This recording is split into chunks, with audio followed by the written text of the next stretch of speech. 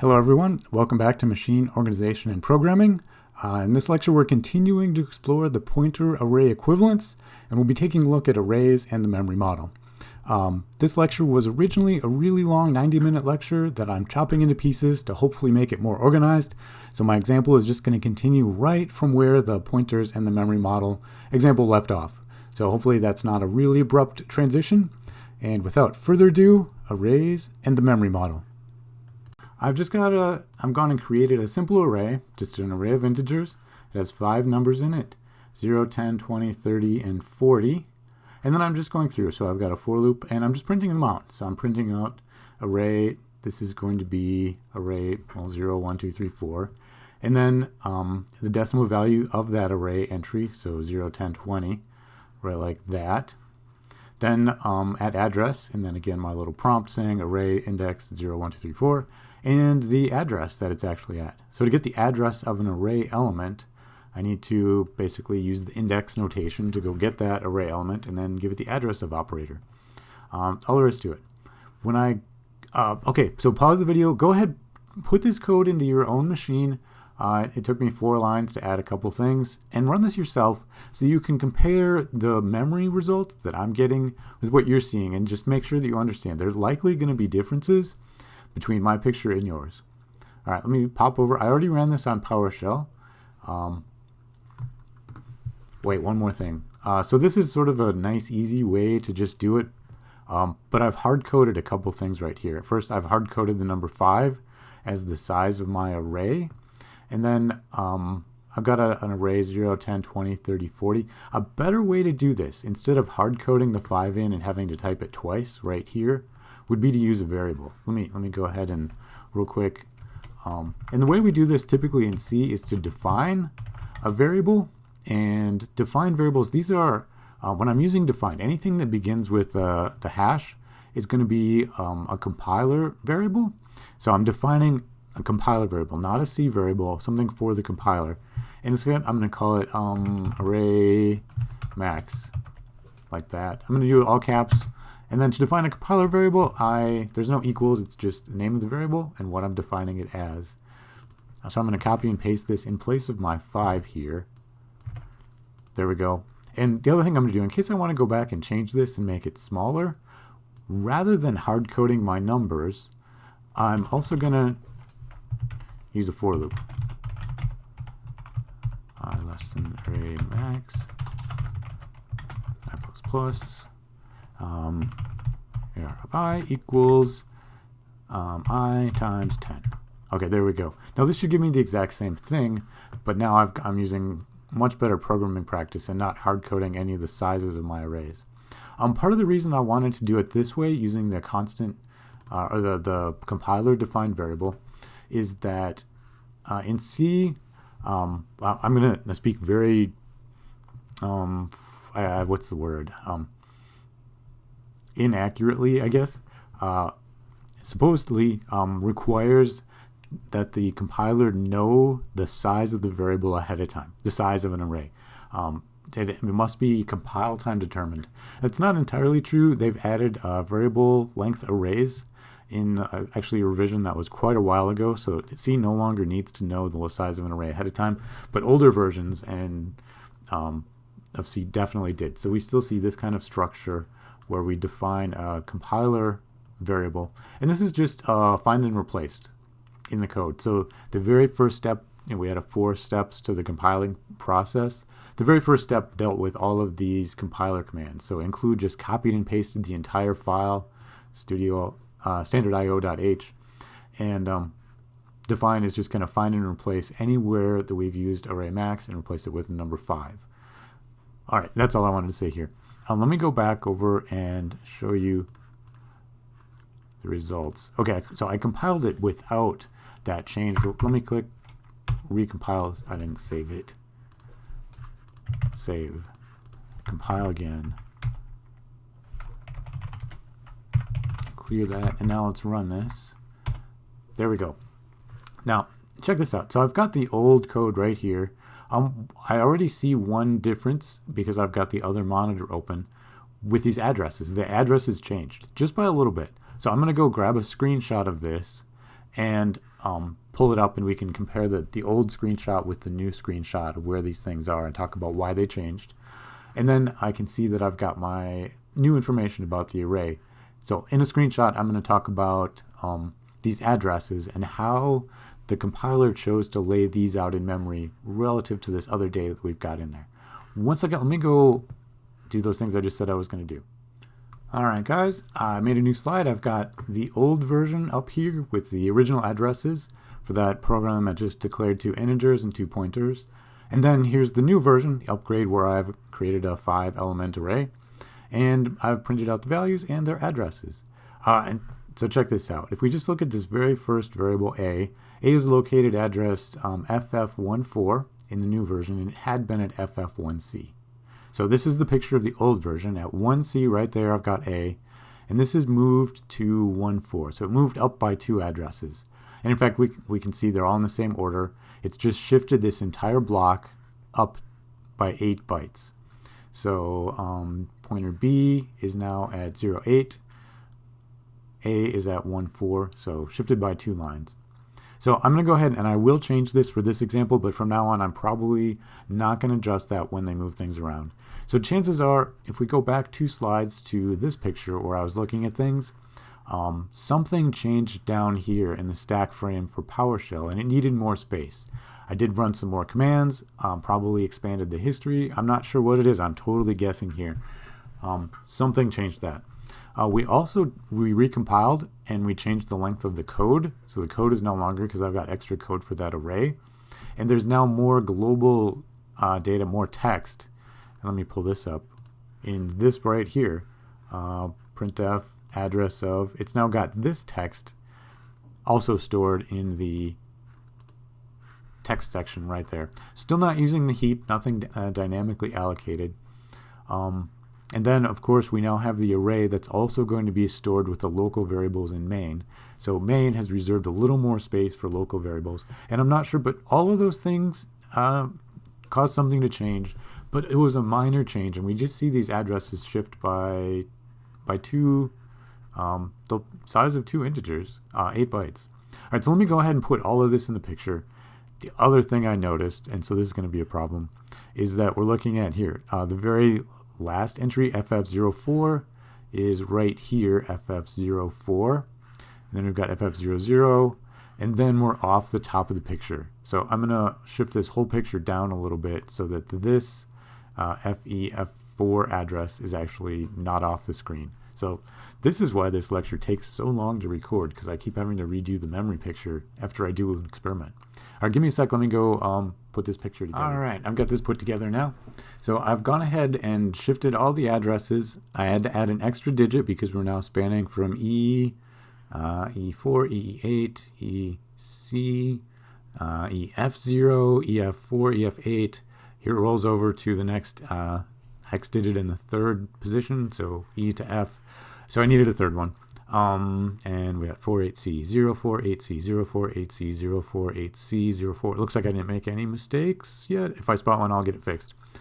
All right, and then these addresses moved for all of these first 4 pieces of data from my first experiment. I got A, B, PA, and PB, so I've got them moved. I forgot to update those addresses. Here, oh, hold on, time out. So PB actually holds an address 8 less, that should be at 10, and PA is actually at 14. Okay, now that looks good to me. So the next thing I've done is I've gone ahead and added in the array. So I can see that my array, 5 elements, numbers 0 through 40, increments of 10, are at these addresses, 0061 FE4, or EF4. So at EF4, I've got the 0 right here for array element 0. EF8 contains array element 1, so 48C04, 48C04. So that's what they're looking like in memory. Couple little things. Notice that the compiler chose to allocate all of the memory, and we're using these sort of in reverse order here. So A was the first thing initialized, B was the next thing, PA, then PB, and then the array came next. But the array elements are in the reverse order from that. They're in increasing order. So element 0 is up here, and then 1. So they're I guess the moral of the story is the compiler designers can do pretty much anything they want with their array, but with it, how they allocate memory for variables. But typically what we'll see with arrays is that the very first element is at the lowest address, and as you go across an array or along an array, we're going to see them at increasing addresses. I'll pull this up on a Linux machine and make sure that that is true there also. Actually, let me go ahead and do that right now. Yes, that is true. So check this out. Here we're going F00, F04, F08, F0C. Okay, but then over here we've got F18, F1C, F20, 24, 20, 24, 28. These are all in increasing address order. And there's also, they've shifted around a little bit. So this first one was, let's see here, DF0, DF18. So these are again above this in the memory space. So it's the compiler's reserved a block of memory for all this stuff. And then at the very top address, the lowest address, it's putting in A, then B, then PA, then PB, F0C, right there. And then it's skipped a bunch of space. There's some empty space there between F0C and F18. So I've got F like 10 and 14 are both empty, not used in this particular example. I'm not going to draw the picture of that, but just an observation. But the point I wanted to make is that the array start continues in increasing order. Let me pull this back up. I'm grabbing PowerPoint next. Wrong one, that PowerPoint.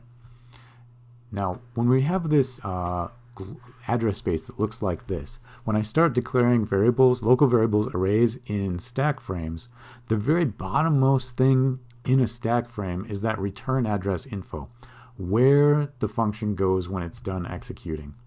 And if I have an array that's accepting information from a user, and I don't do anything to check the length, it's going to put element 0, then element 1, then element 2, then element 3, then element 4, and then something eventually has the power to start writing over memory that's not been reserved for it.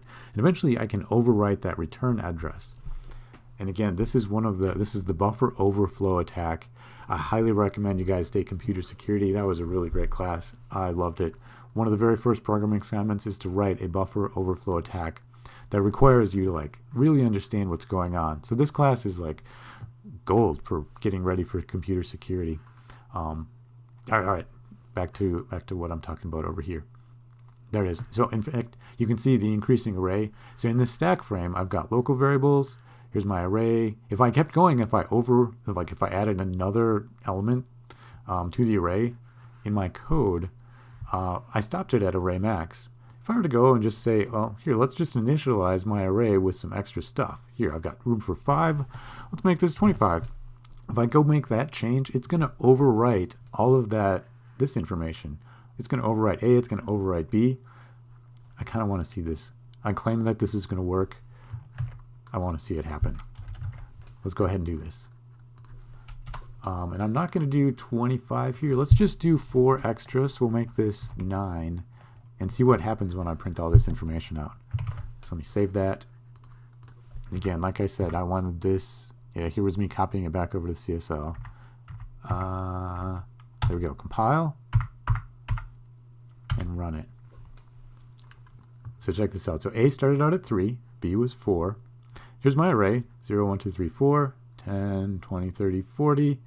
A and B were overwritten. So because I didn't stop writing out my array at the maximum element, I just kept going, writing beyond it, I actually overwrote the value for A and the value for B because of where they're located in memory. So this is one of those really common things, C programming errors.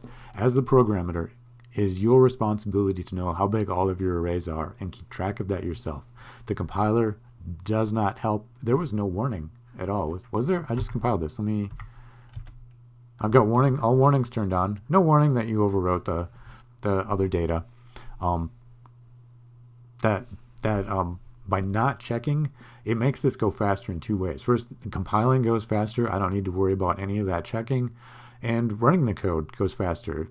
It no longer needs to check at runtime to see if my array elements are in bounds. or even valid. All right, I pulled this screen back up. I'm changing it back. I'm going to put it back exactly the way it was. That was just sort of me being spontaneous while recording, doing an experiment because I wanted to see what happened when I did that. I highly recommend you guys try this out on your own machine and see if you can overwrite that other data. The Linux version would not have done that because it moved the block of AB, PA, PB to lower addresses or higher on the list than the array. So it would have not overwritten those, but the array would have overwritten like whatever came after. All right, let's see. I need to get rid of this. I also want to print out one more thing here in this block. I want to know where ARR, where my array is actually stored.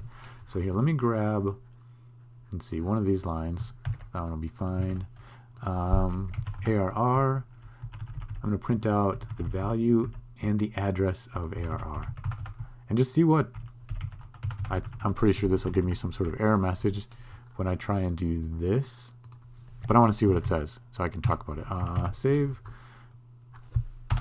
Mike, you're not on Vim. Save that again. All right, let's try compiling this. Clear. So there's the compiling. Yep, warning format. The decimal format string specifier expects an int, but this has a pointer. That's because it's an array. We're going to see that arrays and pointers have really a lot in common. So right here, let me go ahead and change this. It expects, so array is actually a pointer as far as like the printf function is concerned. So let me go ahead, switch back over here, and change this to a P. Now it should be printing out a pointer. Save that real quick. Compile that again. Now my warning goes away, and I should be able to run this and get some extra information out about where my array variable is stored. I got this wrong last year. If you were watching the videos from the summer, that's a great resource.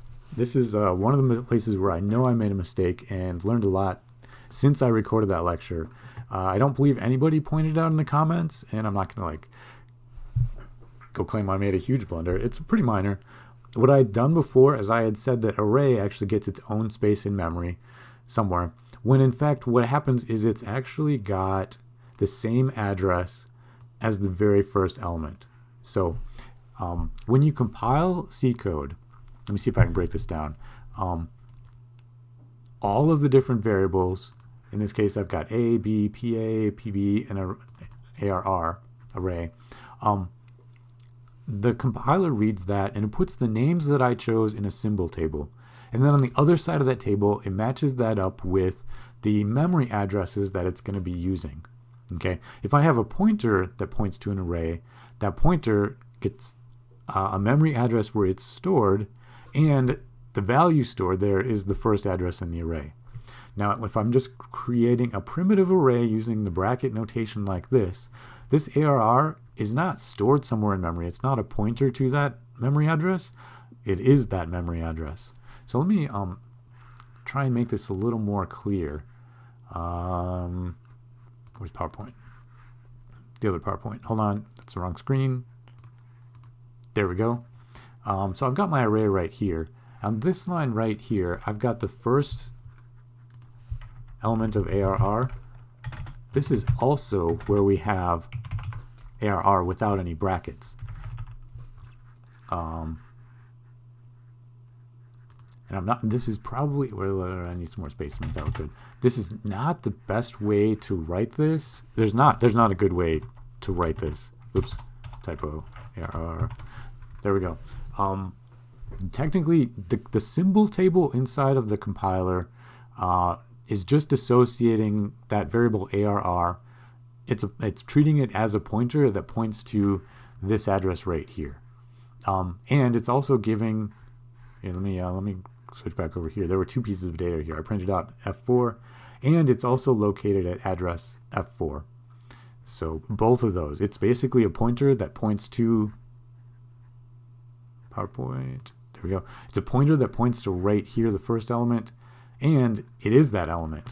So it's a little confusing. This is one of the primary differences between arrays and pointers, so it is kind of important. As a programmer, it actually has very few consequences. It just means that if you declare an array using this notation, like this, it actually takes up one fewer memory spot than if I have a pointer to that array which saves us 4 bytes. And this is also going to be considered constant. We won't be able to change this to another array. Pointers are really very powerful, and pointers are going to let us point to different parts of an array.